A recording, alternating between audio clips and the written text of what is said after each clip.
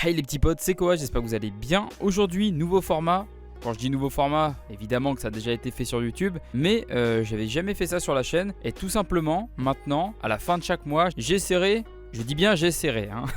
Donc c'est pas sûr à 100%, mais je pense m'y tenir. J'aimerais bien du coup à la fin de chaque mois, vous faire un petit bilan lecture de ce que j'ai eu le temps de lire sur le mois en cours. Alors il y aura des mois plus fournis que d'autres, parce que voilà, ça dépend du temps que j'arrive à me dégager pour pouvoir lire. Les seuls moments que j'arrive à me dégager pour lire un petit peu, généralement c'est le soir avant de me coucher. Sinon le reste du temps, je suis pris entre le boulot, ma vie privée, la chaîne YouTube, les montages, etc. Les lives aussi de temps en temps, donc voilà, tout ça mis bout à bout. Du coup j'ai plus beaucoup de temps pour soit jouer aux jeux vidéo ou lire des mangas, mais j'arrive quand même à trouver un peu de temps ici et là. Bref, on va commencer sans plus tarder avec comme première lecture. Alors après, ce que je vais vous présenter les gars, c'est pas dans mon ordre de lecture, hein. C'est un peu en bordel, donc voilà, dites-vous que c'est ce que j'ai lu sur le mois de juillet. Donc tout d'abord, la nouveauté de chez Doki Doki, donc The Cave King, que j'ai lu, et franchement les gars, j'ai adoré. Ça, c'est une série que je vous recommande. Vous savez quoi? Je vais mettre sur le côté gauche les séries coup de cœur, genre vraiment que j'ai vraiment kiffé. À droite, je mets les séries que j'ai lues. Comme ça, à gauche, je sépare un peu du lot, vraiment les trucs qui méritent un peu plus de visibilité. Voilà, je pense que je vais faire ça. À gauche, plutôt pour la visibilité. Donc voilà, The Cave King déjà en premier. Ensuite, les deux tomes de The Raiden King, donc chez Kurokawa. Ici, on a un isekai, c'était très plaisant à lire. Ça changeait un peu d'habitude, mais de là à le classer dans les indispensables, je ne pense pas. Mais voilà, ça reste une très bonne lecture. Donc si jamais vous ne savez pas quoi lire en ce moment, vous pouvez quand même lire ce que je vais mettre à droite, hein. C'est vraiment, voilà, si vous ne savez pas vraiment quoi acheter, si vous avez envie de lire un isekai ou quoi. Après, vu que j'ai commencé la série, je vais la continuer, mais je la considère pas comme une indispensable. Peut-être qu'à l'avenir, je la revendrai, j'en sais rien, ça dépendra du déroulement de l'histoire. Mais pour le moment, voilà, je le mets sur le côté. Ça veut pas dire que je l'ai pas aimé les gars, mais c'est une lecture sympathique, voilà, c'est ça le terme. On va dire que là, c'est le côté sympathique les gars, c'est le côté sympa. Et là, c'est le côté genre gros coup de cœur quoi. Voilà, comme ça va être plus simple. Rassurez-vous, tout ce que je vous présente les gars, c'est des trucs que j'ai appréciés.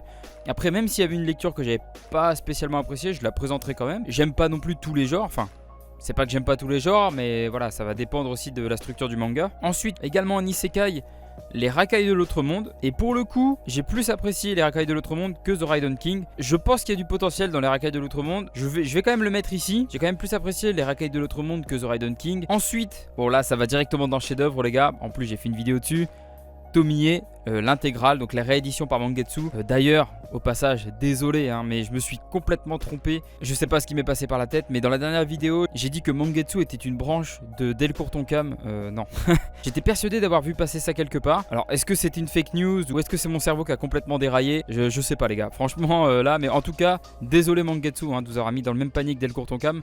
Mais étant donné que les éditions se ressemblaient énormément, ça m'a conforté dans mon idée et puis voilà, ça m'a induit en erreur, je pense. Donc voilà, encore désolé Mangetsu. Donc voilà, Mangetsu c'est bien différent de Delcourt Tonkam. Encore désolé. Ensuite, les 3 premiers tomes de Mashle. Et ça, les gars, ça va directement dans gros coup de cœur.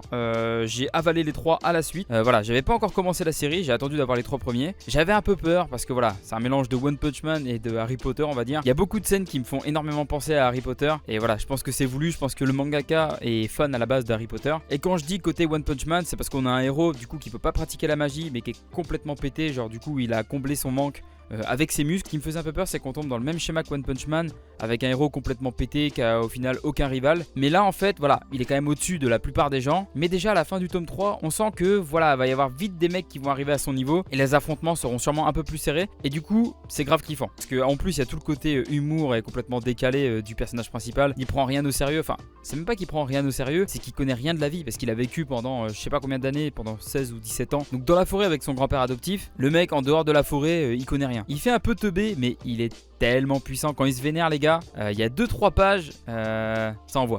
Franchement ça envoie, en plus c'est le premier manga de l'auteur. Donc franchement gros big up à lui, à Hajime Komoto. Son premier manga, pour l'instant, ça a l'air d'être un succès. On va voir le déroulement les gars, faut jamais vendre la peau de l'ours avant de l'avoir tué. Mais pour le coup, c'est très bien parti. Moi j'ai grave accroché, je suis grave fan. Je sais que parmi mes abonnés, il y en a plusieurs qui ont commencé la série et qui sont grave fans aussi.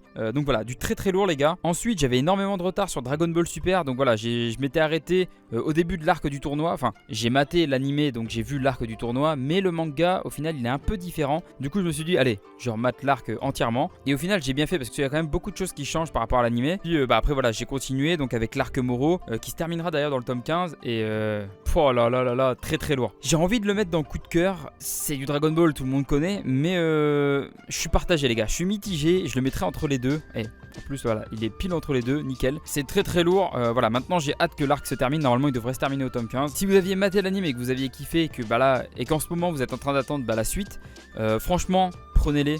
Ça vaut grave le coup parce que l'histoire est légèrement différente. Voilà, il y a quelques trucs qui changent. Par exemple, dans le tournoi du pouvoir, entre les derniers survivants, etc. Il y a quand même pas mal de trucs différents. Donc voilà, je vous recommande très fortement les Dragon Ball Super, surtout si vous êtes fan de Dragon Ball. Après, j'ai également lu L'école emportée. Donc voilà, la réédition chez Glénat. Bon, je pense que Glénat a pris un petit taclé déjà dans la dernière vidéo, mais on va peut-être en remettre une petite couche. Ça, les gars, plus jamais. Hein, le vert pomme, c'est dégueulasse. Mais l'histoire reste très bonne. C'est un classique. Donc c'est de Kazuo Umezu, un classique du manga d'horreur, les gars. Kazuo, c'est le boss au Japon. Et pour vous faire une petite idée, les gars, Kazuo Umezu, dans le cœur de beaucoup de Japonais, sachez qu'il se place au même niveau que le god Tezuka. Sa renommée n'est plus à faire. Et c'est juste que malheureusement, voilà, on en parle rarement en dehors du Japon. Alors que pourtant, c'est le boss. Hein, c'est lui qui a inspiré Junji Ito. Il a, comme qui dirait, inspiré les plus grands, si je puis dire. Donc voilà, l'école emportée, très très bonne découverte. C'est également mon coup de cœur, malgré des choix de couleurs un peu chelous de la part de Glénat. Ça change rien à l'histoire, c'est très très bon, je vous le conseille fortement les petits potes. Ensuite, j'ai lu une série qu'on possédait déjà depuis un petit moment. Pour le coup, c'est une série de Lily, donc voilà, c'est en seulement 2 tomes, donc Ju-On, donc inspiré du film du même nom, hein, ou The Grudge en version américaine. Et franchement, je sais pas, je trouve que ça manque d'un truc. Bah déjà, seulement 2 tomes, généralement c'est compliqué de construire un truc. Les 2 tomes peuvent être lus séparément, enfin...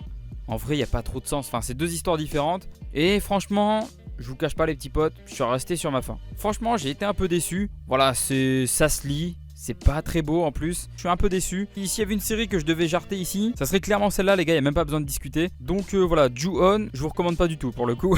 Allez pas dépenser des sous là-dedans. Et pour finir, encore un coup de cœur de chez Doki Doki. Mais c'est une série que je lis déjà depuis un moment. Donc voilà. C'est le 10, 11, 12 de Battle Game in 5 Seconds. J'ai encore le 13 et 14 de retard, je suis en train de les lire en ce moment. Mais c'est toujours aussi lourd les petits potes. L'histoire avance, il commence à y avoir quelques petites révélations et tout. Ça commence à être très très intéressant. Bon, ça l'a toujours été hein, depuis le début de la série. La série est toujours en cours au Japon. Alors personnellement, je pense pas qu'elle fera plus de 30 tomes. Après j'en sais rien, je dis ça, j'en sais rien. Mais je vois bien encore un arc après celui qui est en cours. Un arc ou 2 grand max. Et pour le coup, c'est une très très bonne découverte que j'avais fait en début d'année. Si vous avez toujours pas commencé, évidemment, et je suis désolé, mais il va falloir rattraper tout ça les petits potes. Actuellement, il y a 14 tomes. Ça va, 14 tomes, c'est pas la fin du monde. En plus, c'est Doki Doki, c'est les frérots. C'est une série qui mériterait beaucoup plus de visibilité. D'ailleurs, en plus, il y a l'anime qui vient d'arriver en ce moment. Et j'espère que ça va l'aider, ça va lui donner un petit coup de boost au niveau des ventes. Un petit coup de boost en termes de visibilité. Battle Game in 5 Seconds, les gars, valeur sûre. Faites-moi confiance. Si vous aimez le côté psychologique, les survival games, vous allez être servi les gars, c'est du très très lourd. Et je pense que c'est tous les petits potes. Donc voilà, mon petit bilan lecture de ce mois-ci. Je sais même pas combien il y a de tomes au final. Là il y en a 7, il doit y avoir 7 de Dragon Ball Super si je dis pas de bêtises, 8 pardon, 9, 10, 11, 12, 13, 14, 17, 18, 20, 22. Voilà, j'ai lu 22 tomes, ça fait même pas un tome par jour les gars. Mais comme je vous l'ai dit, je suis quelqu'un de très pris. Je sais qu'il y en a beaucoup d'entre vous qui auront sûrement lu peut-être le double de ce que j'ai lu, voire le triple. Voilà, bon bah tant mieux pour vous les gars hein, mais il y aura sûrement des mois où j'en lirai moins. Là en vrai j'ai quand même eu pas mal de temps sur le mois de juillet. Donc c'est aussi pour ça que j'ai pu en lire pas mal. Après quand je dis que j'en ai lu pas mal, tout est relatif les gars hein, mais par rapport à mon temps libre et le temps que j'arrive à me dégager, je trouve que je me suis quand même bien sorti. J'ai pu en lire quand même pas mal. Donc voilà les petits potes, j'espère que ce petit bilan lecture, j'espère que ce petit format, nouveau format sur la chaîne en tout cas, vous a plu. Pensez au petit like, pensez au petit commentaire, pensez à vous abonner si ce n'est pas déjà fait. Sur ce je vous fais plein de gros bisous les petits potes, c'était Koa. Allez, ciao ciao.